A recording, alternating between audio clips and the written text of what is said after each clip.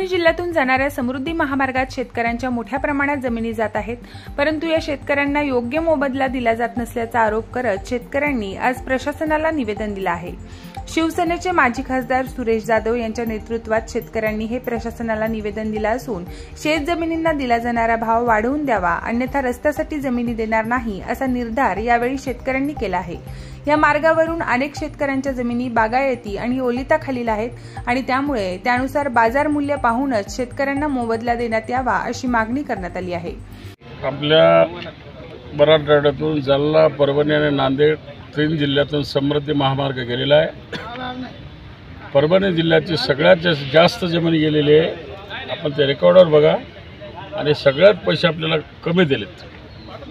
आपल्याकडचं लुळं पांगळ इथलं नेतृत्व, लुळं पांगळ आणि स्वार्थी नेतृत्व, स्वार्थी इथलं जे कोणी असतील ते, मी एकावर आरोप नाही करत, ते जर व्यवस्थित असते आणि नांदेडमध्ये ह्याच्या उलट झाले, सगळ्यात जमीन कमी गेली ना 11-12 हजार कोटी तिकडे लागलेत अशोकराव चव्हाणांना। आणि जालन्यामध्ये थोडं आपल्यापेक्षा जास्त पैसे, पण सगळ्यात अन्याय आमच्या शेतकऱ्या झाल्या। परभणी जिल्ह्यातल्या समृद्धी महामार्गाच्या शेतकऱ्यांना सगळ्यात जास्त अन्याय झाला आहे। ते फिरून बेचारे आता शेवटी माझ्याकडे आलेत। खरं म्हणजे एकनाथ शिंदे साहेब आल्याबरोबर जर इकडे आले असते तर आतापर्यंत मार्गाला लागलं असतं, पण आतापर्यंत ते कुठं गेले असतील। आता अपेक्षा आहे, चुकीचं आहे माणूस म्हणा की बरोबर म्हणा, पण गेले ते इकडं तिकडं, पण यांना काही असताना हे दुसरीकडून आलेले पाकर आहेत सगळे। आपलं झाड आहे, परभणीचं फळाचं झाड आहे, आणि त्याच्यावर पाकरी आले तर खाऊन उडून चालले।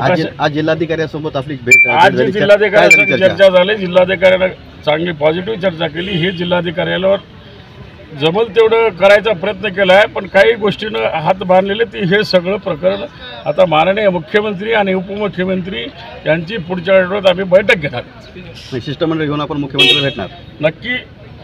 एकनाथ शिंदे साहेबांकडे काल वायकर साहेब 2 दिवस इथं जिल्ह्यामध्ये होते, आमचे खासदार, मुंबईचे खासदार, त्यांच्याकडे हा विषय गेलेला आहे। आणि मी पण 8-10 दिवसापासून सगळ्या डिप्टी कलेक्टर माझी शेवटची बैठक झाली। आता हा सगळा रिपोर्ट घेऊन आणि शेतकरी घेऊन आम्ही पुढच्या आठवड्यात, मॅक्झिमम पुढच्या आठवड्यात ह्या शेतकऱ्याचं डेलिगेशन घेऊन मुख्यमंत्र्यांनी डिप्टी सीएमला भेटून नक्की न्याय दिल्याशिवाय राहणार नाही। महामार्गाच्या संदर्भामध्ये काल या ठिकाणी ज्या काही समाजकंटकांनी आंदोलन केलं आणि आदरणीय अनाथाचे नाथ मुख्यमंत्री साहेब एकनाथ साहेब यांचा या ठिकाणी निषेध, म्हणजे जे काही आंदोलन केलं आणि त्यांचा या ठिकाणी अपमान, खालच्या स्तरावर अपमान करण्याचा प्रयत्न केला, ते आम्ही संपूर्ण गरजवंत समृद्धी बाधित शेतकरी आम्ही त्या गोष्टीचा जाहीर या ठिकाणी निषेध करतो। आणि यानंतर आमच्या संपूर्ण शेतकरी बांधवांच्या म्हणजे अनुषंगानं आमचे आदरणीय शेतकरी बांधवांचे नेतृत्व सुरेशरावजी जाधव साहेब यांच्या माध्यमातून इथून पुढची वाटचाल आम्ही सीएम साहेबांकडे मीटिंग घेऊन आमचे संपूर्ण शेतकरी बांधव त्यांच्यापर्यंत शिष्टमंडळ जाऊन आम्ही संपूर्ण शेतकऱ्यांना न्याय देण्याचा या ठिकाणी प्रयत्न करणार आहोत। प्रतिनिधी रियाज कुरेशीसह मी अबोली जोशी, DLP न्यूज, परभणी।